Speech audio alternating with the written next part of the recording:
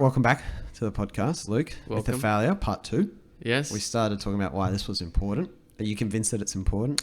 Very important. Yeah, the gun I'm holding under the table Yeah, helps sway your mind. Yeah, as well. it makes sense. Yeah. I really think it's important. Yeah, really important. Everyone should hear what we have to say. Now, you're talking previous bit about this asymmetry between, very common, I'm the same, more afraid of public speaking than driving. Driving is familiar. It's just like system 1, you just do it, right? Yep. Public speaking, no physical threat to your life usually, unless you're like a really active speaker, like a JFK or something like that. And you probably are, and you probably do have something to be afraid of. But I was like, hang on a minute. Yeah, where's this going? Yeah. But yeah, I wrote about this idea a while ago. You'd be familiar with Astro, the dog. Yep. And it's basically like, I use this metaphor of like the dog that runs your brain. And if you go back through history, like we used to be scared of, we used to have good reasons for being oversensitive in a fear way, right? Like if you saw a twig, it was best to like, if it looks slightly like a snake, it was best to like just your brain to like, just think it's a snake for a sec. Because there's nothing, twigs aren't that like useful, but a snake can just like end your whole life. So you don't really want to learn by trial and error with snakes, right? It's like, what teaches human beings to be scared of falling off a cliff, right? If you had to learn by trial and error, the whole species would disappear. So you need to be like overly fearful of a cliff in an inbuilt way so you can actually survive, to learn the logic behind why you wouldn't jump off a cliff. So it made sense for a lot of evolutionary situations when we're out in nature with saber-toothed tigers and snakes and all that, to have this over defensive kind of response to things, which is fear. Right? So 99 times out of 100, that twig will just be a twig, not a snake. But it's worth being afraid for the one time that it is actually a snake and not a twig. And the classic situation Homo sapiens are in is that we've kind of made this very materially complex and very socially different complex world, but still got the same hardware walking around. And when I thought about it, I thought it reminds me of the way our brain does react to things. Is it reminds me of a dog, where if you think about a dog barks at the slightest sign of trouble, right? It's oversensitive. It's like an oversensitive alarm system. Dogs bark in the middle of the night. They'll bark at any shadow, and that's the oversensitive thing. So you can relate that to the idea of doing anything scary. I talked about examples like talking to a girl, starting a podcast, starting a business, changing your current life circumstances. Just the oversensitive barking starts straight away.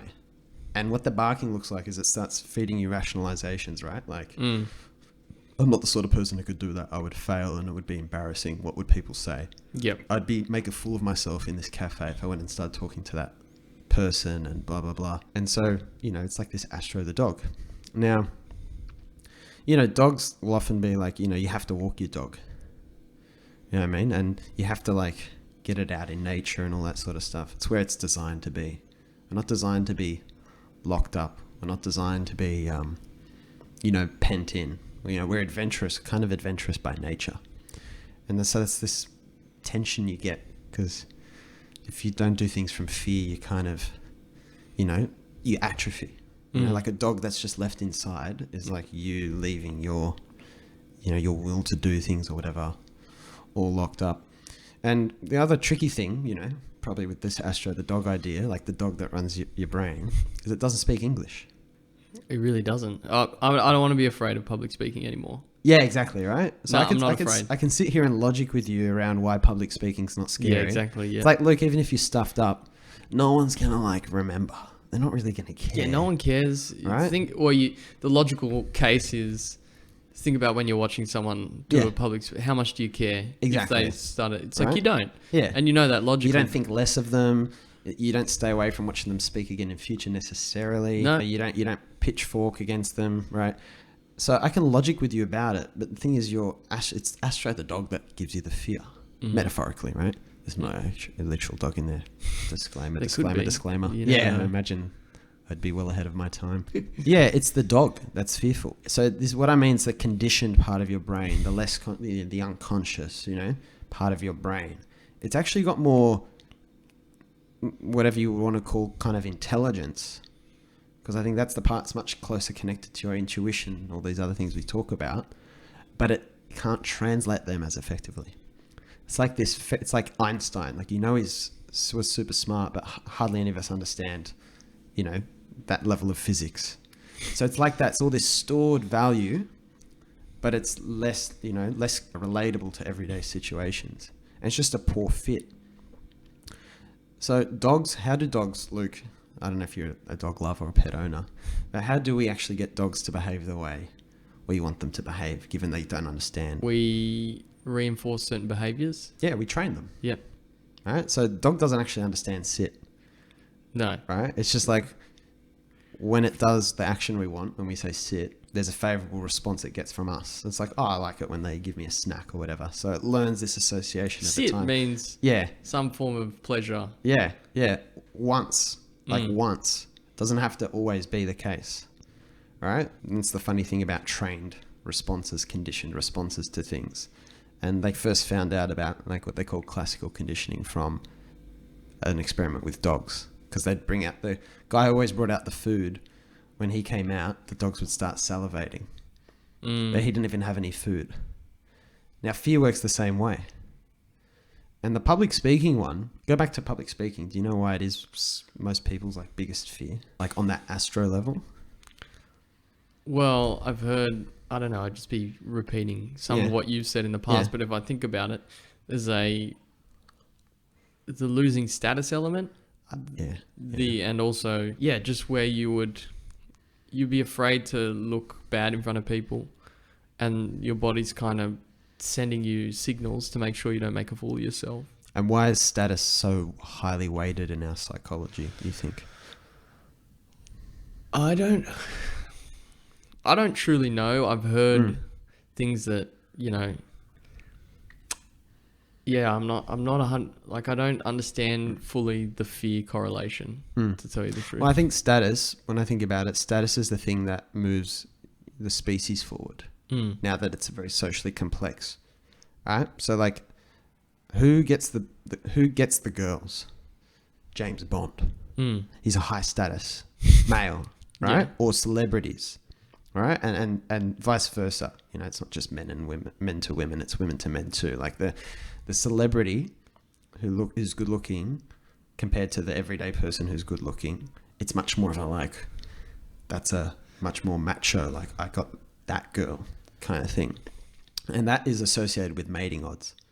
So This is very baseline evolution, right? Like the high status male has the best pick of the mating partners, right? Like soccer players go and they pick up kind of any girl in the club, kind of thing. You or I walk around there like morons, like, hey, like put up with me. And so it's that status thing but it's the wiring. So they're not necessarily we don't necessarily want to protect status because we want mating partners. This is the wiring we've been given. We're programmed. And it's for us to, the dog doesn't speak English. So I can't say don't be afraid of podcasting. I can't say don't be afraid of speaking to girls, but don't be afraid. But it's retraining. And one thing that helps is, I think, seeing other people do things. So when you relate to someone who does something, and especially when you see them go from before and after.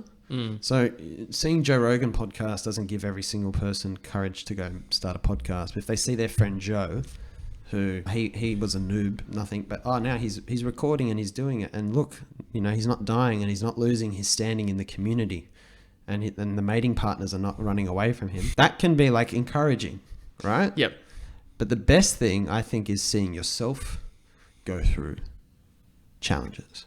That's how I think is the best way to retrain Astro. Yeah. You watch yourself, and it can start quite small, I think. Yeah. So with public speaking, you've talked about like Toastmasters and stuff like that. You can start with not family and friends. It's probably even more terrifying. But, a small group of people who also want to learn to speak. Yep. Is Toastmasters. Now that's great. Environment. How good's that? Why is that good? Because no one's going to judge everyone because you're all on the same page. We're all on the same page. So in terms of the yeah. social situations, it's the friendliest, softest entry. If that makes sense. Yeah, it does. Friendliest, softest entry. And then you could up the social complexity and social weight of the situation you're in gradually. Yeah. I think if I can think of another example, like I started a new job recently, right? Yeah. It puts you in an unfamiliar Yeah. environment, Yeah. new people, Yeah. all these things. And I think it sets off Astro in a big way because you're trying to, it's not like you've never dealt with other humans before, but you like everyone's unfamiliar. So you're kind of like, oh shit, got to meet all these people. And then you got to get in these meetings. And in my previous role, I didn't have as much exposure. I've moved to a bigger company, for example, so more exposure. Yeah. And like meeting with, here's another interesting thing, is meeting with higher status, say like chief executives or stuff. It's well, for me at least, it's scared. Like you're just like, oh my God, you're meeting with important people. Yeah. And it sets something off in your brain because you know logically. It's like talking to someone who's like a celebrity. Yeah. And you're like, I know they're a human being. I've seen them talk.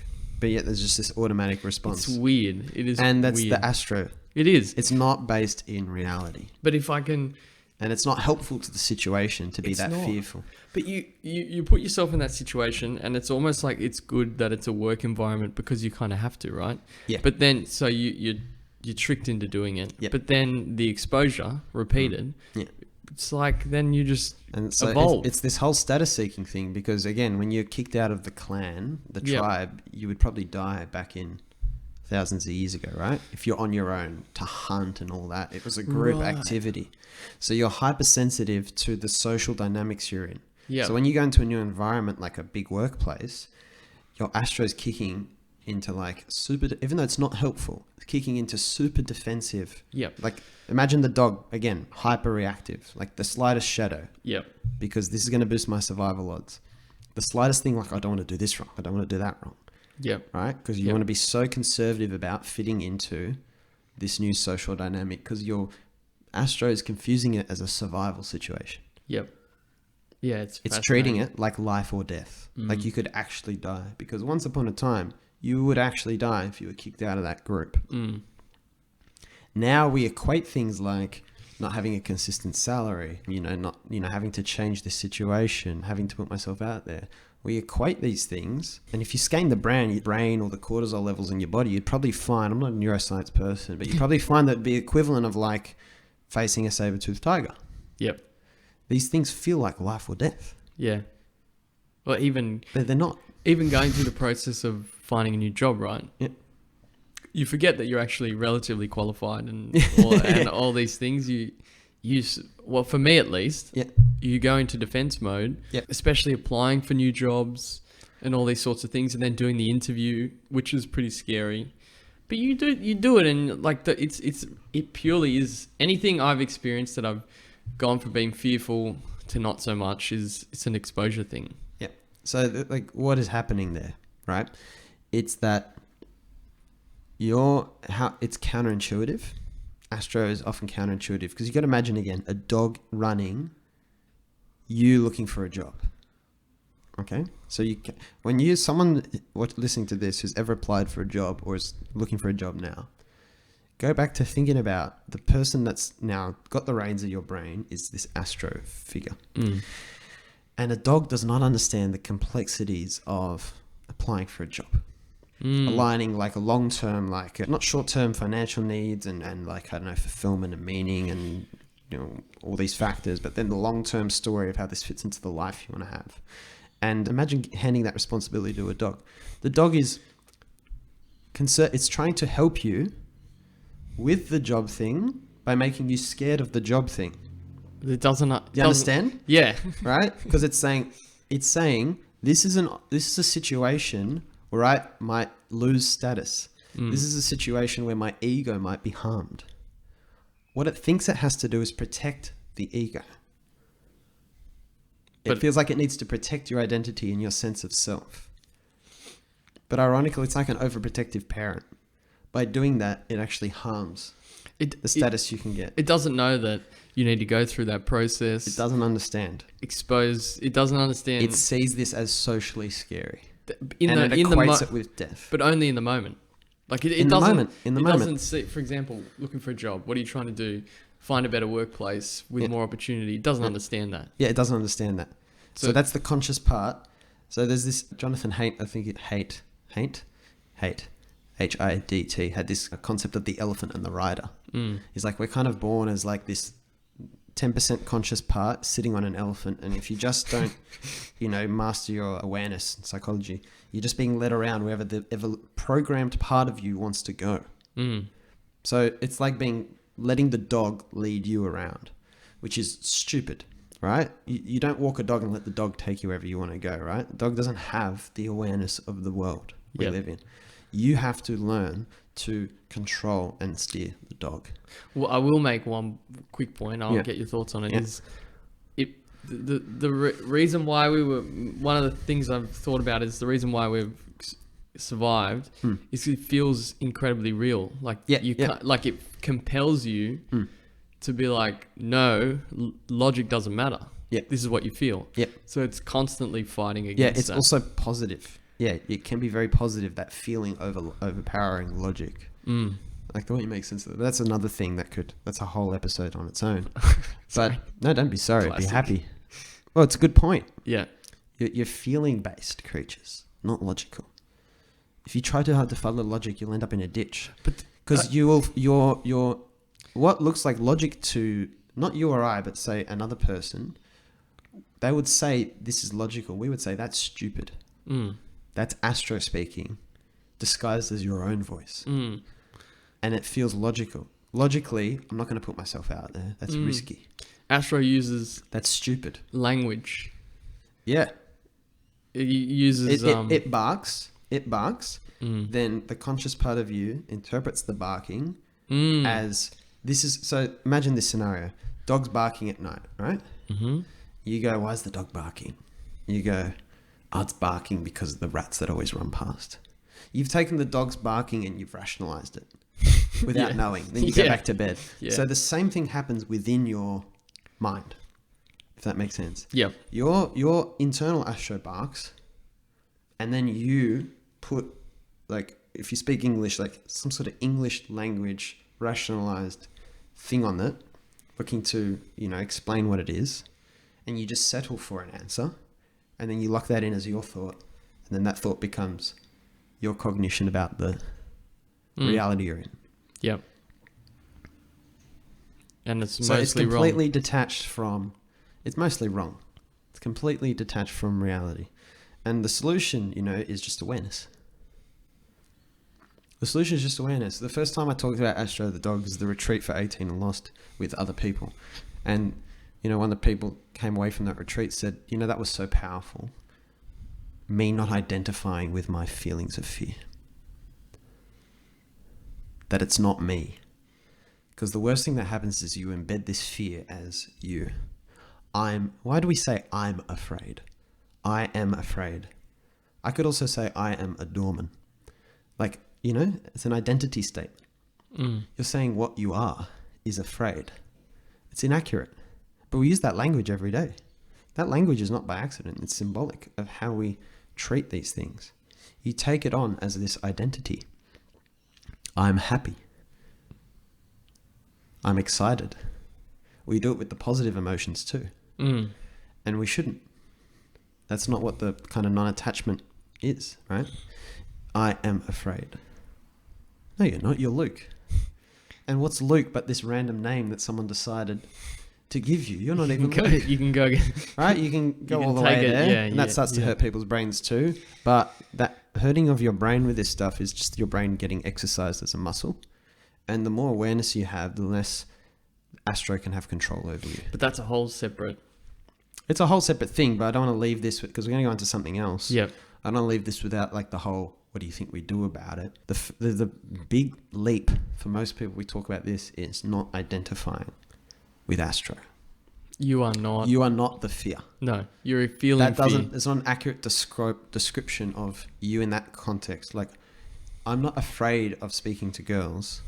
Well, I'm not afraid now. But when I was 18, I'm not Joe who's afraid of speaking to girls. I'm Joe who feels this thing. Hears this barking when the concept of approaching a girl comes up. Then you stop and you say, wow. You don't say, far out, I'm never going to be able to do this. You say, oh, wow, isn't that interesting that I feel that? That doesn't make a lot of sense. Well, that's pretty funny that I feel that. I might not walk over right now and overcome it, but it's instead of catastrophizing around, oh, I'm afraid of public speaking, or oh, I'm terrified I'm not going to get a job, to actually just separate yourself from it and look at it as the dog barking and go, that's crazy that dog's barking at this. That makes no sense. There's nothing wrong with it. But if you catastrophize, you agitate, you flare the dog up even more. It starts barking louder.